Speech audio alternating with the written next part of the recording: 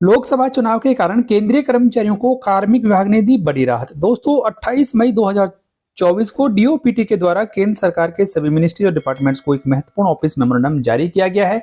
Office memorandum जारी किया गया है केंद्रीय कर्मचारियों के द्वारा सबमिट की जाने वाली एपीएआर की समय सीमा को बढ़ाए जाने को लेकर। तो एक महत्वपूर्ण जानकारी सभी केंद्रीय कर्मचारियों के लिए। तो साल 2023-24 की एपीएआर को सबमिट करने की समय सीमा में अब एक बार फिर से बढ़ोतरी कर दी गई है। ये बढ़ोतरी की गई है देश में चलते लोकसभा चुनाव को लेकर, क्योंकि लगभग सभी केंद्रीय कर्मचारियों की और राज्य कर्मचारियों की इसमें ड्यूटी लगी हुई है, जिसकी वजह से कर्मचारियों को राहत यहाँ पर दी गई है और समय सीमा को बढ़ा दिया गया है।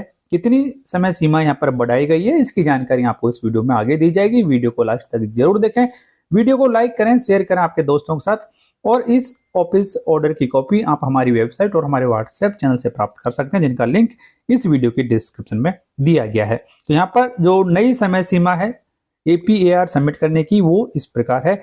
लगभग सभी केंद्रीय कर्मचारियों को एपीआर मिल चुकी होगी, क्योंकि इसकी समय सीमा 31 मार्च थी, तो वो निकल चुकी है, उसमें कोई बदलाव यहाँ पर नहीं किया गया है। उसके बाद में जिस भी ऑफिसर के द्वारा या फिर ऑफिसर के द्वारा एपीएआर लिखी जानी है और अपने रिपोर्टिंग ऑफिसर को सबमिट करनी है, उसकी समय सीमा पहले 30 अप्रैल थी, उसे अब बढ़ाकर 30 जून यहाँ पर कर दिया गया है।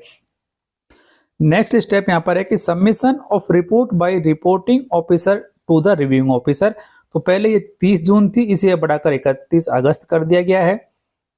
नेक्स्ट स्टेप यहाँ पर आता है कि report to be completed by reviewing officer and to be sent to administration और सीआर सेक्शन। ये पहले 31 जुलाई थी, इसे अब बढ़ाकर 31 अक्टूबर यहाँ पर कर दिया गया है। तो ये 3 डेट महत्वपूर्ण है कि जिस आप मान लीजिए कि आपको अपनी एपीआर लिखनी है, तो ये आपके नेक्स्ट ऑफिसर को आप 30 जून तक जमा करा सकते हैं। उसके बाद में जो रिपोर्टिंग ऑफिसर है उसके द्वारा उसको रिव्यूइंग ऑफिसर को सबमिट करने की समय सीमा 31 अगस्त है, और जो रिव्यूइंग ऑफिसर है उसके द्वारा इस काम को कंप्लीट कर नेक्स्ट एडमिनिस्ट्रेशन को सबमिट करने की समय सीमा अब 31 अक्टूबर यहाँ पर है। उसके बाद में 5वां स्टेप यहाँ पर जो है कि appraisal bye accepting authority wherever provided. तो पहले ये 31 अगस्त थी, अब इसे 31 दिसंबर कर दिया गया है। और disclosure to the ORU where there is no accepting authority, तो पहले 1 सितंबर था, उसे अब 1 नवंबर कर दिया गया है। और यानी कि लगभग आपको 1 जनवरी तक जो आपकी एपीआर है उसकी क्या ग्रेडिंग है वो आपको पता लग जाएगा। यदि इसमें कुछ आपको डाउट है या फिर आप कुछ जो ग्रेडिंग की गई है, नंबरिंग की गई है वो कम है, तो आप उसके अगेंस्ट में यदि कोई रिप्रेजेंटेशन देना चाहते हैं तो उसकी समय सीमा पहले 15 दिन थी, आपको जब भी एपीआर मिलती है उससे, तो ये भी अभी 15 दिन रखा गया है। और ओवरऑल ये जो पूरी प्रक्रिया है ये आपकी लगभग जो पहले की समय सीमा है 1 जनवरी के आसपास, तब तक कंप्लीट कर ली जाएगी।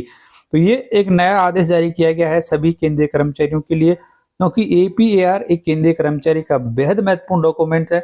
इसी के आधार पर उनका सारा जो प्रमोशन वगैरह है वो अब लिंक किया जाएगा। तो इसीलिए केंद्रीय कर्मचारियों के लिए महत्वपूर्ण जानकारी कि एपीएआर सबमिट करने की समय सीमा में एक बार फिर से डीओपीटी के द्वारा बढ़ोतरी कर दी गई है। आदेश की कॉपी हमारी वेबसाइट और व्हाट्सएप चैनल से प्राप्त कर सकते हैं, जिनका लिंक भी आपको इस वीडियो के डिस्क्रिप्शन में दिया गया है। फिलहाल इस वीडियो में इतने, वीडियो को लाइक करें, शेयर करें आपके दोस्तों के साथ।